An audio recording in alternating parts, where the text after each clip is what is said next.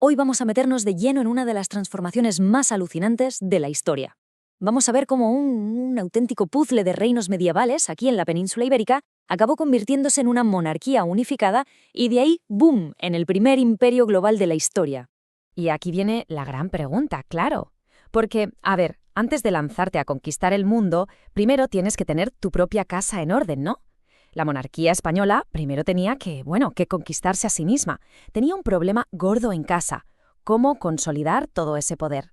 Venga, vamos a ver exactamente cómo lo hicieron. A ver, para entenderlo tenemos que viajar a la España de finales de la Edad Media. Hay que imaginarse la situación. El poder no estaba para nada centralizado. Era eso, un auténtico puzzle.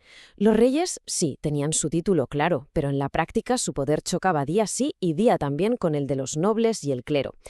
Y es que esta gente tenía de todo: sus propias tierras, sus ejércitos, hasta sus propias leyes.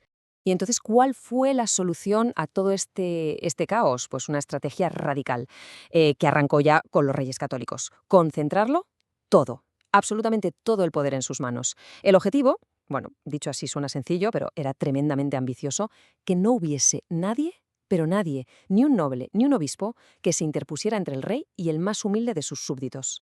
Y ojo, que esto no fue algo que se improvisara sobre la marcha, para nada. Siguieron una hoja de ruta muy, muy clara, con 3 pasos clave. Primero, había que meter en cintura a los que les hacían sombra, o sea, a la nobleza y a la Iglesia. Segundo, montar desde cero una maquinaria de gobierno nueva, una burocracia que solo respondiera ante el rey. Y tercero, y esto es fundamental, usar la fe, la religión, como el pegamento para unir a todos esos reinos que hasta ese momento pues se daban la espalda. Vale, y para llevar a cabo este plan, los monarcas tiraron de herramientas muy específicas. Por ejemplo, le quitaron de las manos a la nobleza el control de las órdenes militares, que eran riquísimas. Luego llenaron los consejos del rey de juristas, de gente de universidad que les era leal. Y así iban quitando de en medio a los nobles guerreros de toda la vida. Y finalmente sacaron el arma definitiva, un instrumento con un poder que nadie había visto antes: la Inquisición. Y aquí está el kit de la cuestión con la Inquisición española. Porque, a ver, sí, tenía el visto bueno del Papa, pero en la realidad funcionaba como un brazo más del Estado. Quien mandaba de verdad, quien marcaba la agenda, era la corona.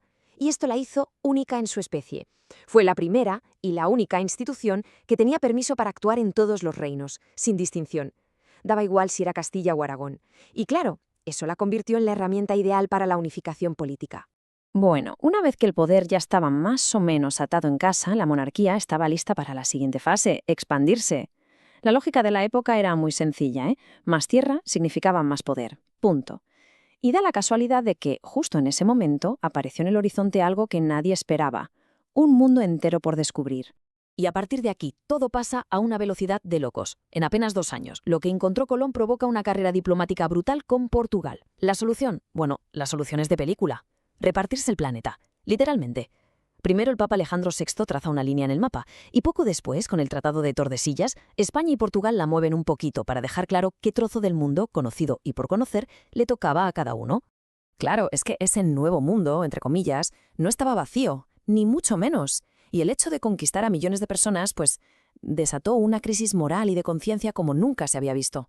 De repente, España se encontró en una posición muy incómoda, teniendo que responderse a sí misma, más que al resto del mundo, una pregunta clave: oye, ¿con qué derecho estamos haciendo esto?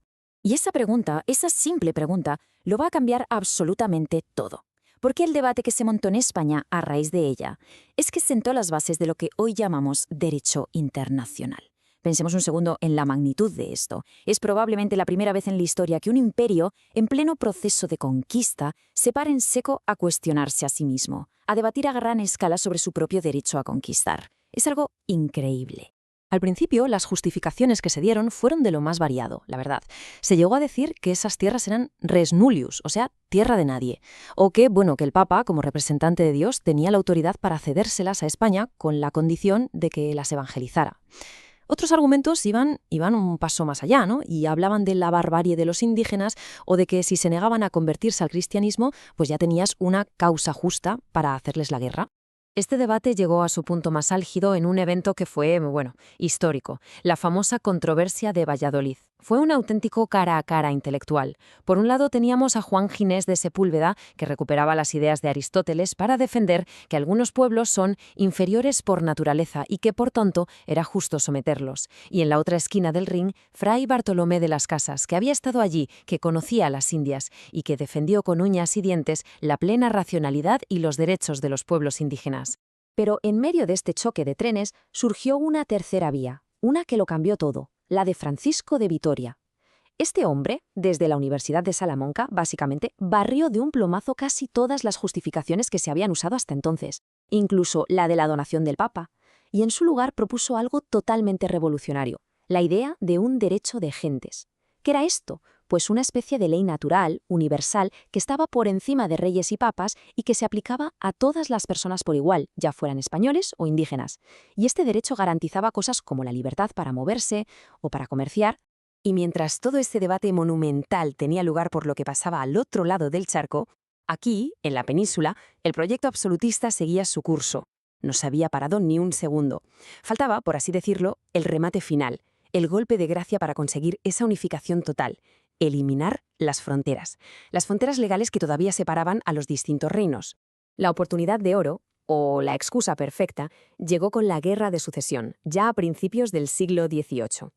El que ganó esa guerra, el nuevo rey Borbón, Felipe V, no se anduvo con chiquitas. Sacó los decretos de nueva planta y, ¡zas!, de un plumazo, eliminó todas las leyes, todos los fueros, todas las instituciones propias de los reinos de la Corona de Aragón. Se acabó. A partir de ese momento, solo iba a haber una ley para todos, la de Castilla.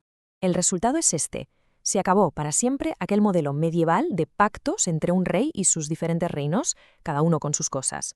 Lo que nace aquí es un Estado centralista, uniforme, absolutista. Era ni más ni menos el punto final, la culminación de ese proyecto que habían puesto en marcha los reyes católicos casi 200 años antes. Y el último pilar de esta unificación fue quizá el más drástico y el más duro de todos, la religión.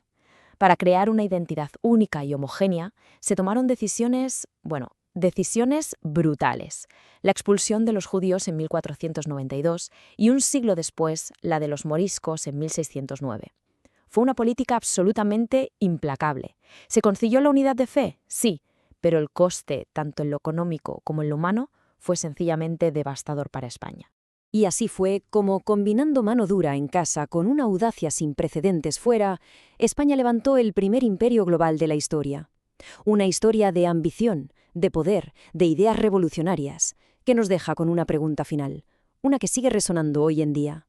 Se consiguió la unidad, se consiguió el imperio, de acuerdo, pero ¿a qué coste?